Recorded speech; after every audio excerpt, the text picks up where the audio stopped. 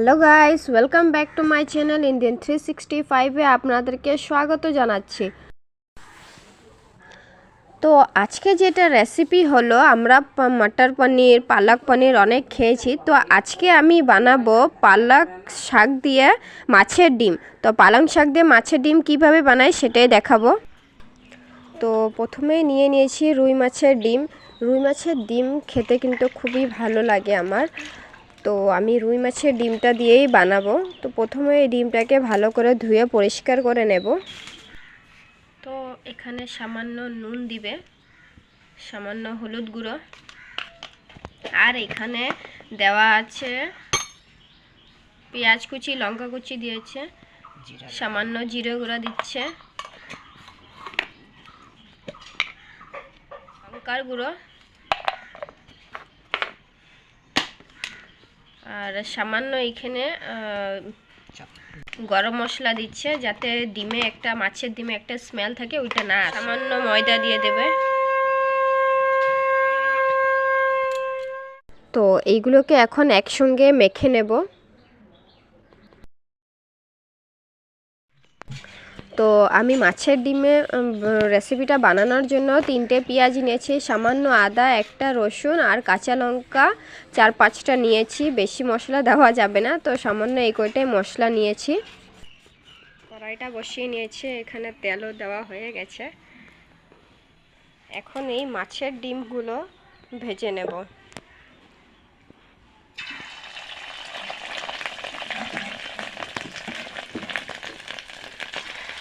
মাছের ডিম ভাজা খেতে কিন্তু হেভি লাগে। আপনাদের কেমন লাগে অবশ্য কমেন্ট করে আমাকে জানাবেন।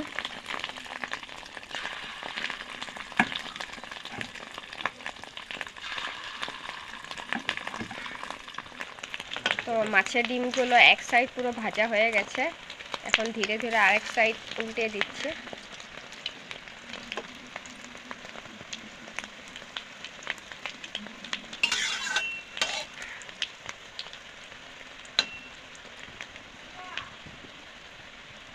রেসিপিটা আজকে প্রথমেই বানাচ্ছি, আগে কখনো বানানো হয়নি ঘরে, জানি না নতুন করে মানে ভেবেছি যদি এরকমও বানানো যায়। পালক পনির তো খেয়েছো, তো ডিম দিয়ে পালং শাকটা কেমন লাগে, তো সেটাই আজকে ট্রাই করছি। এগুলো ভাজা হয়ে গেছে, একে একে করে নামিয়ে নেব। তো দেখতে পাচ্ছ কালারটা খুব সুন্দর আসছে, পুরো ব্রাউন একদম।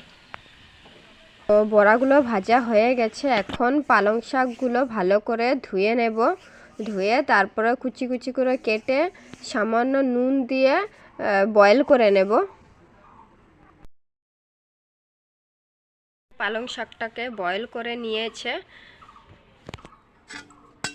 সামান্য বয়েল করেছে। এখন এটাকে মিক্সার গ্রাইন্ডারে পেস্ট করে নেবে। মিক্সার গ্রাইন্ডার এটা পেস্ট করার সময় বাকি মশলাগুলো যেগুলো ছিল ওগুলোও দিয়ে দেবো একসঙ্গে। তো এখানে পালং শাকের পেস্টটা রেডি হয়ে গেছে, দেখতেই পারছো। এই সম্বার দেব, এখানে শুকনো মরিচ, তেজপাতা, জিরে, তো এগুলো সম্বার দিচ্ছি।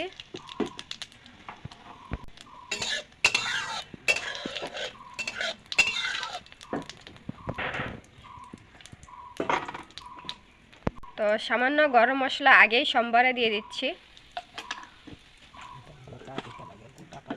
নাহলে পালং শাকে একটু মানে স্মেল থাকে একটু, ওইটা আসবে। এখন পালং শাকটা দিয়ে দিচ্ছি পেস্টটা। দেখতেই পারছো পুরো গ্রিন হয়ে আছে, খুব ভালো লাগছে দেখে। এখন সামান্য হলুদ গুঁড়ো দিয়ে দেব, সামান্য নুন,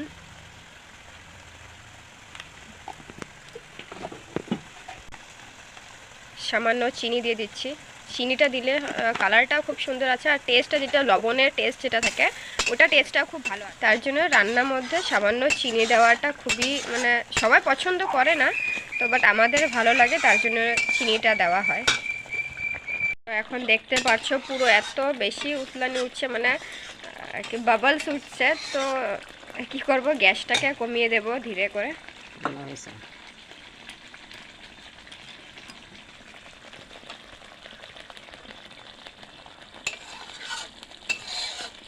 এখন প্রায় যেটা শাকের জলটা ছিল পালং শাকের, তো একটু শুকিয়ে গেছে, বেশি এটা করব না, তো সামান্য আমি এক্সট্রা করে জল অ্যাড করব।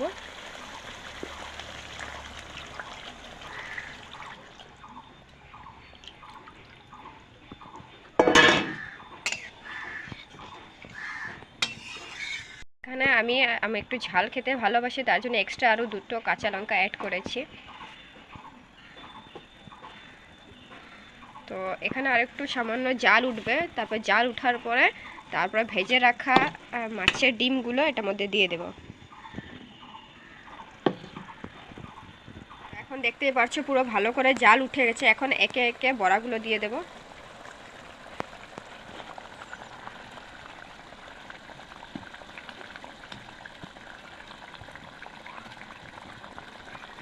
এখন বড়াগুলো দিয়ে ভালো করে নাড়াচাড়া করে নিচ্ছি।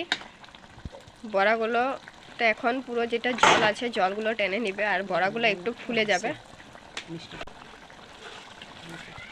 তো ফাইনালি ডিশটা রেডি হয়ে গেছে, দেখতে পাচ্ছো খুব সুন্দর লাগছে কালারটা, খেতেও খুব ভালোই লাগবে। তো আপনারাও বাড়িতে ট্রাই করে জানান, আমাকে লাইক শেয়ার কমেন্ট করে জানান কেমন লাগলো রেসিপিটা। আর আমার চ্যানেলে যদি আপনারা নতুন তাহলে সাবস্ক্রাইব অবশ্যই করবেন। আবার দেখা হবে নতুন একটা রেসিপি নিয়ে, ততক্ষণের জন্য বাই বাই।